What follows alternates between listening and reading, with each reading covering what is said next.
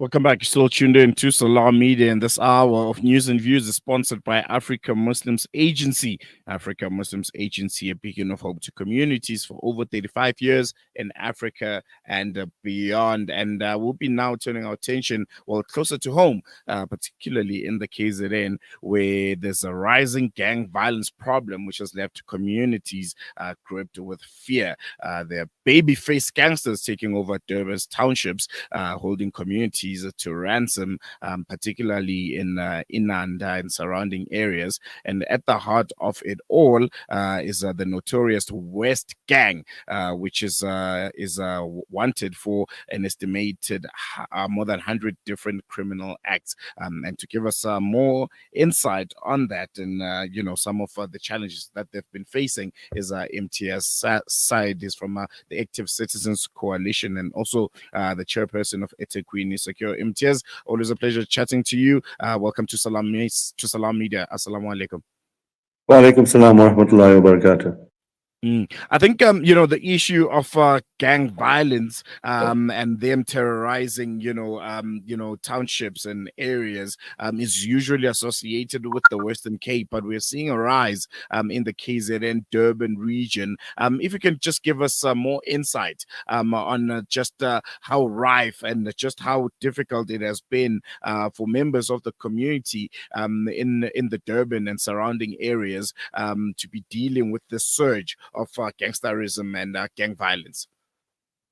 I think it might be around about the past 3 years where we've seen an exponential increase in gang-related violence that's occurring across the province, not only in KZN, but across the country as well.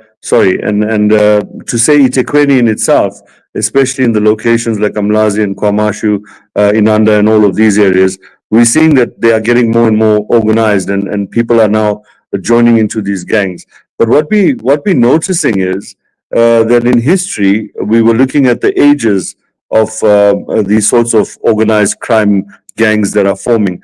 And we're finding that more and more, it's the youngsters that are now getting involved in organizing themselves. And not under any particular leadership that has been historically known, but in themselves, with themselves, and by themselves. And that is a great cause for concern because then you don't have just two sides of a coin. You've got 50 different gangs or 20 different gangs operating in the same area, and that leads to gang violence. Now, whether it's for territory, for drug-related issues, whether it's hijacking syndicates, and all of these things are correlated in terms of it all being crime. There's no criminal that says, I'm a specialist in a particular type of crime, but it's across the board. So whether it's the buying and selling of illegal firearms, whether it's the dealing in drugs, whether it's hustling with cars, all of these things are interrelated. And it's something that we need to really look at because when you look at society by far and large across the country, almost 36%, between 33 and 36% on average, are people in the age category of between the ages of 13 and 35. And that speaks to exactly the demographic that we're speaking to in terms of what exactly is going on. And as activists and crime fighting organizations in the area, what have you noticed about these gangs, whether it's their modus operandi or the way they target communities? What are some of the key observations that you've made regarding how they operate? I think the first thing, and it's something that we really need to be cognizant of, right? In terms of firearms, once any criminal has a firearm, their sense of power or their sense of arrogance and power and influence of other people and society by far and large extends greatly over and above what they're actually capable of.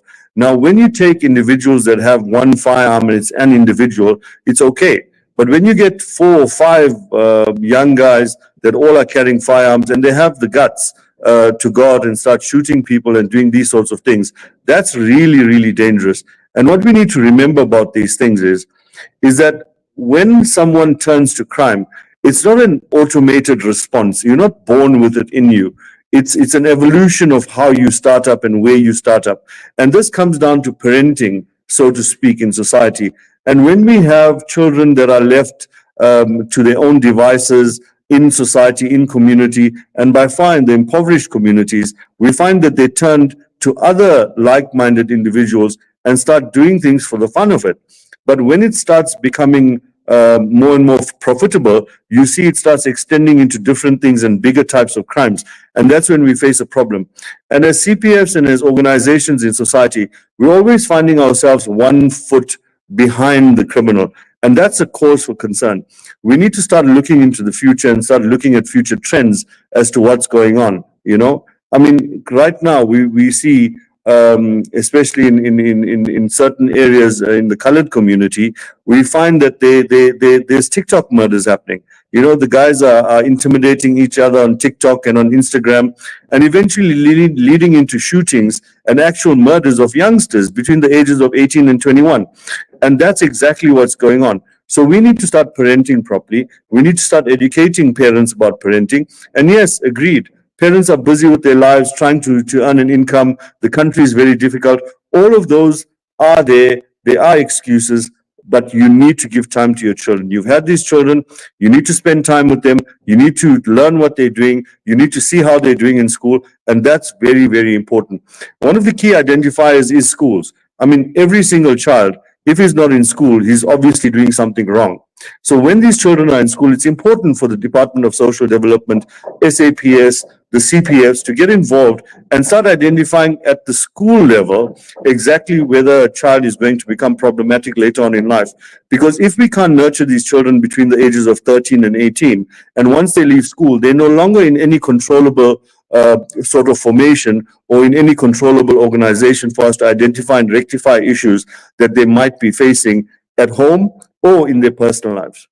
Mm, mm. And just lastly, before I let you go, I think you mentioned the role of CPFs and just how important they are. And they can only do so much. What's the relationship with the police? Are there anti-gang units in the areas? How are you interacting with them? Is there arrests being made? Is there surveillance and community visibility when it comes to the police presence? SAPs, how are you interacting and dealing with them? I think it's important for every single person to understand how police works, right? When we're looking at policing in your local station, it's there for community services. It's there for your general issues that you might face as society. Whether it's you want to report an accident, there's some crime that happened. It's the first formation of the policing service that you need to get into. Thereafter comes investigations. Once these investigations are there, we need to ensure that the analytics behind it is done in terms of what crimes in your area are affecting society the most. And once these things happen, then you have organizations within the SAPS like crime intelligence and all of these special teams that now deal with those crimes. But those reporting patterns need to be there, coming from your local branch commander saying that I've got an increase in certain types of crimes. Can you investigate why these crimes are happening in my area? Is it a socioeconomic issue? Is it a crime extendency issue? What is going on in society? Because trying to deal with the symptoms of crime doesn't really eradicate our problem. We need to really deal with the causes of it and why is it happening in certain areas. And if we start dealing with that, then we start moving forward. And one thing the CPFs need to start taking into cognizance, and it's something that I was speaking about last year extensively, is that CPFs are generally filtered or kept by people that are over the age of 40, between the ages of 40 and 60 years old.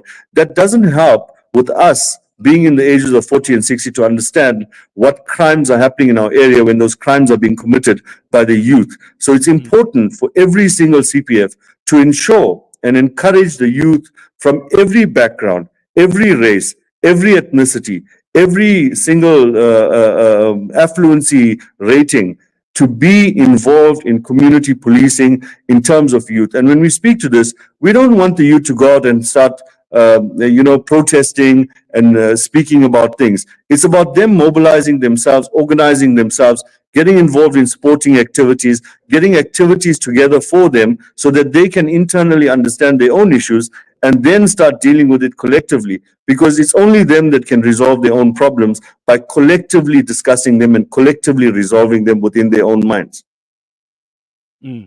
And just lastly, again, we are in a change of seasons.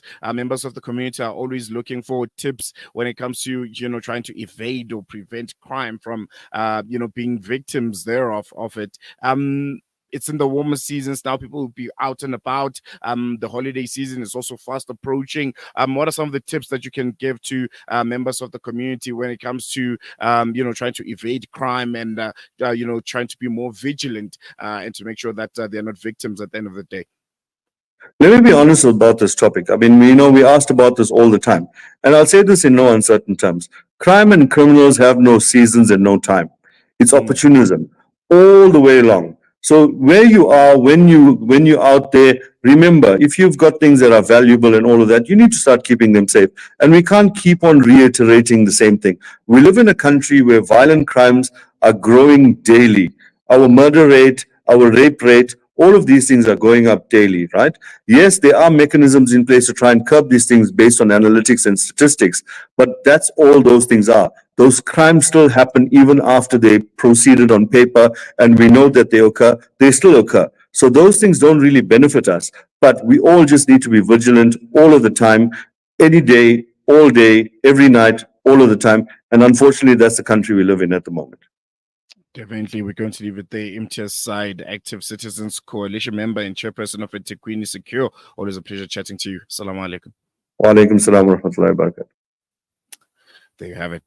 Crime, very, very, very rife in our communities, and I think, as MTS said, everyone needs to be involved. It doesn't matter which ethnicity, which affluency, position do you think you are. At the end of the day, crime does affect us all, and we need to work hand in hand with the South African Police Services to make sure that our communities are safe, our children are safe, and to ask questions. I think this is a weird generation. I remember when I was younger, if you didn't go to school and you went to the shops and an older person saw that you're not in school, they'd ask you, why are you not in school?